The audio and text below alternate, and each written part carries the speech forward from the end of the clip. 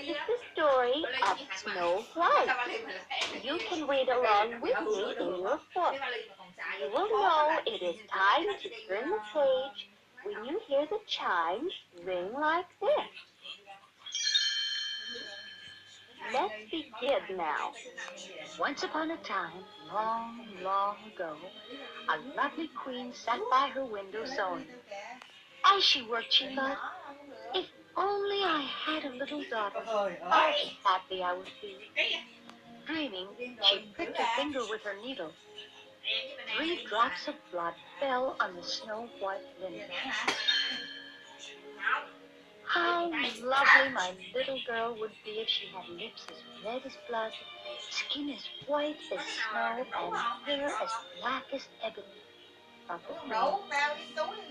Some time later, a little daughter was born to the queen, and she was just as beautiful as the queen had hoped she might be. The happy mother decided to call her baby Snow White. But the queen was very ill, and when Snow White was still a little girl, her mother died. Snow White's father, the king, was broken-hearted. For many years he was sad and lonely. But at last, the lonely king married again, and there was great rejoicing in the land. His new queen was very beautiful to look upon, but alas, her heart was cold and cruel. The queen was vain, too. She would spend hours dressing herself in fine clothes and brushing her black hair. Then she would stand by the mirror and admire herself. She was so vain that she wanted to be the most beautiful woman in the kingdom. Now the queen's most prized possession was a magic mirror. Every day she asked, "Mirror, mirror on the wall, who is the fairest of us all?" If the mirror replied that she was the fairest in the land, the queen was happy, and all was well. But sometimes another lady was named. Then the queen would fly into such a terrible rage that the people around her trembled with fear, and the wicked queen would order the poor lady to be killed. Meanwhile, Snow White was growing up to be more and more beautiful. And as well as being pretty, she was so sweet-natured that everyone loved her. Everyone but the queen. The queen looked at Snow White jealously. At last she could stand the sight of the lovely princess no longer. She banished Snow White to the servants' quarters. Snow White's fine clothes were taken away from her, and she had to dress in rags like the other servants. And like the other servants, Snow White had to work very hard. She slaved from early morning until late at night, scrubbing and cleaning the palace floors, washing the dishes, sewing, and mending the queen's clothes. As she worked, she would sing so sweetly that the birds would come to listen to her voice.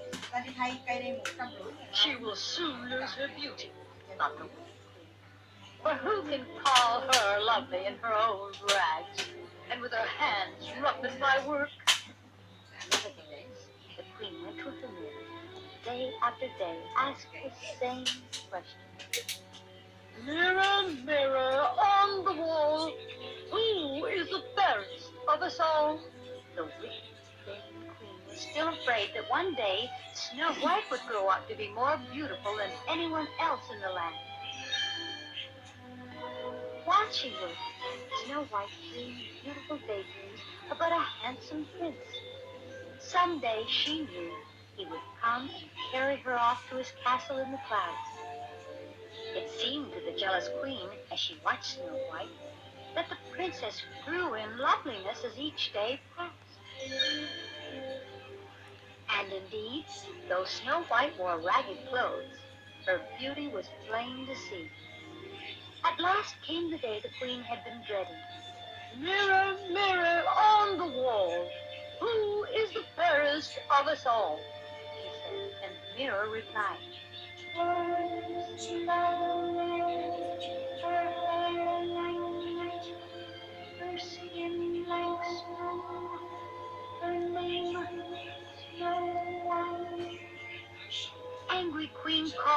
huntsman to her.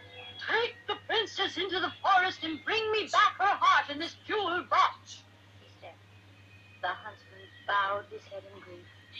He had no choice but to obey the queen's command. Off into the forest went Snow White and the huntsman next day. The princess, not knowing what was in store for her, skipped along beside the huntsman, now stopping to pick fire, now singing a happy tune. At last, the huntsman, heartbroken, fell to his knees beside the princess. "I cannot kill you, princess," he said, "even though it is the queen's command. Run into the forest and hide and never return to the castle." Alone in the forest, Snow White wept with fright. But she was not really alone, she found. All the little woodland animals were her friends, and, chirping and chattering happily, they led her to a new home. It was a sweet little, tiny little house in the woods the animals showed Snow White. But no one was home, and when she looked in the window, my, what an untidy sight met her eyes. The sink was piled with unwashed dishes, and everything was thickly blanketed with dust. "Maybe the children who live here need someone to keep house for them," said Snow White. "Let's clean their house." So in they went, and with the help of her new forest friends, Snow White soon had that little house spick and span. Then she went upstairs and fell asleep across the 7 little beds. As she slept, home from work came the 7 little men who lived in that house in the woods. Hi-ho, it's home from work we go," sang the 7 little men, the 7 dwarfs. Then they saw their little house, just as Snow White had seen it. But they knew at once that something was changed. It was clean.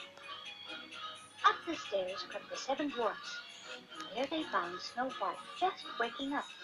"Oh," cried Snow White, "I know who you are." She had read their names on their bed. "You're dopey and sneezy and happy and grumpy and dark and bashful and sleepy." Snow White told the dwarfs about the wicked queen's plot, and they insisted that she must stay with them. "Supper is not quite ready yet," said Snow White, who was very pleased to be asked to stay.